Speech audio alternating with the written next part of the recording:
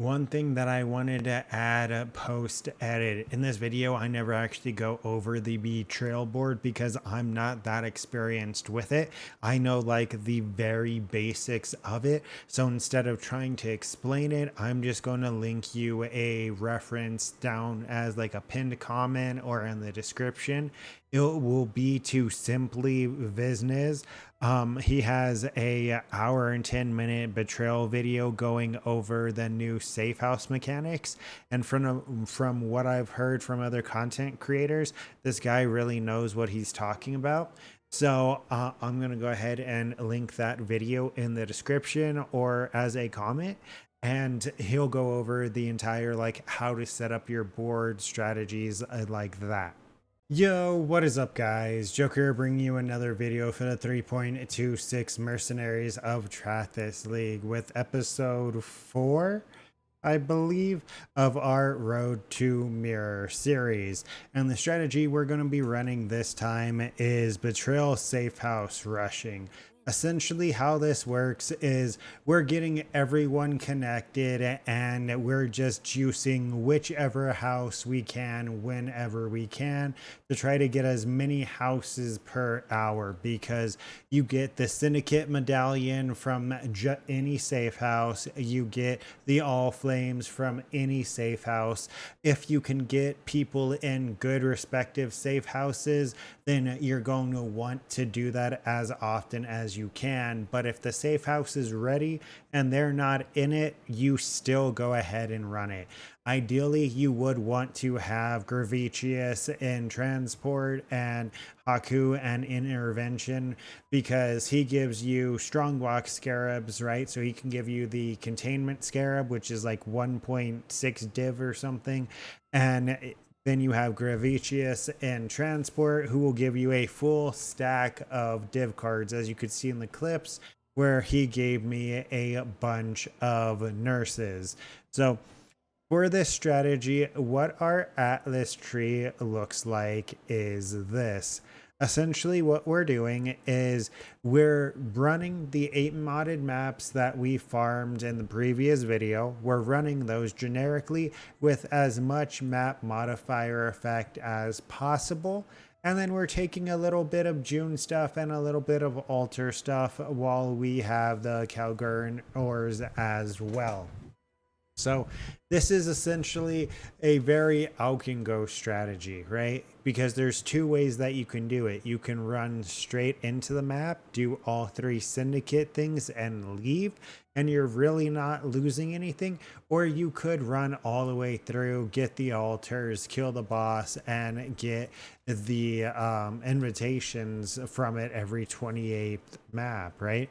You could do it either way, but you are going to be picking up a lot of good generic gumball currency by just running these maps in general, because they are 8 modded corrupted maps. Now, if you're not running 8 modded corrupted maps, the profit from like generic loot will be significantly less, but you will still get the syndicate profit 100% of the time, which would be the syndicate medallion, which right now is over 2 div.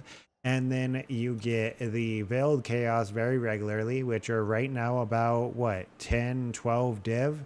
I'm sorry, 10 to 12 c. You get the all flame ember of the gilded, which are showing anywhere from 90 to 100 c. They're probably more than that. And then you get the Ember of Ethereal, and these are showing a div each. So there's a lot of jackpot items that you can get from running Syndicate and just forcing the houses, right? That's pretty much the strategy.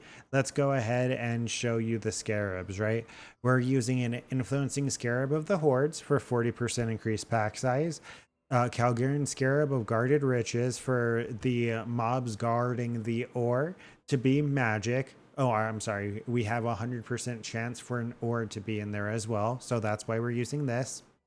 The Betrayal Scarab to force June onto the map. Betrayal Scarab of reinforcements to have more reinforcements show up when each of the mechanics is happening, meaning that you could like progress the houses faster because you can feed more people, you can rank up people faster, you can execute them faster, right? So it just speeds up the process significantly. And then we have a Scarab of monstrous lineage. Once again, just more pack size. We're essentially juicing the pack size with the Influence Scarab and the Monstrous Legion Scarab because we are running 8 modded maps. If you're not going to be getting as much of a benefit out of that. But those are the Scarabs that you're going to want to run. We ran about, I want to say we ran about 60 to 80 maps, and that stash tab is what we have from it. We've actually been selling some of the paradoxicas that we've been dropping because we've been dropping so many, right? So we have them listed for trade. All of our Valdos we opened. Probably shouldn't have done that. Probably should have left them for the trade as for the price check as well.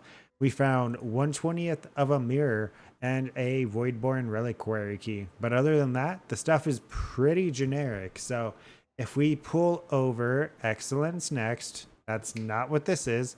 This is Wealthy Exile. If we pull out over Wealthy Exile, you can see it shows we made 54 div. Now, that is enough to buy our mirror shard. I don't know how accurate this div per hour would be. I'm assuming it's tracking from when I started tracking this tab at 2 p.m. So it's saying we made about 9 div an hour with this casual strategy. Let's go ahead and buy our mirror shard. Are they still going up in price?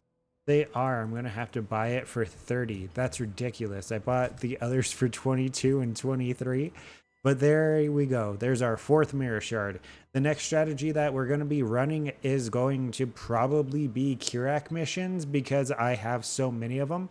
The good thing about that is you don't have to worry about your Atlas at all because Kirak missions don't respect your Atlas. All you have to care about with that strategy is the amount of scouting reports you can buy. But I'll explain it and I'll go over it in the next video. But yeah, don't forget to like, comment, and subscribe to stay up to date with this and future content. And until next time, take care.